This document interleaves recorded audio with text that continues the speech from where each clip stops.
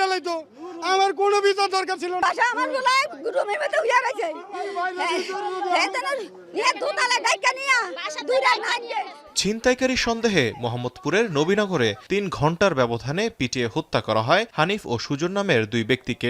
গুরুতর আহত হয় শরীফ ও ফয়সাল নামে আরও 2 জন। তবে স্বজনদের দাবি, পূর্বশত্রুতার জেরে নাটক সাজিয়ে তাদের হত্যা করা হয়েছে। স্বজনদের অভিযোগ, বিএনপির নবীনগর পশ্চিম ইউনিটের সভাপতি মোহাম্মদ হাসনাইন এই হত্যাকাণ্ডের মূল হোতা। সাথে ছিল মালেক ও আক্তার নামে আরও 2 কর্মী।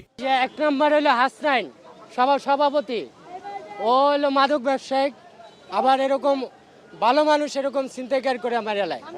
তারপরে হলো মালেক, সিকিউরিটি চাকরি করে, ওর পোলাই ছিনতাইকার, আবার এই দলের সদস্য মালেক। তারপরে ওই হাসনাইন আরেকটা সদস্য। তারপরে ওই হলো আক্তার, ওই চেক শার্ট সহ ছাত্র বিষয়ক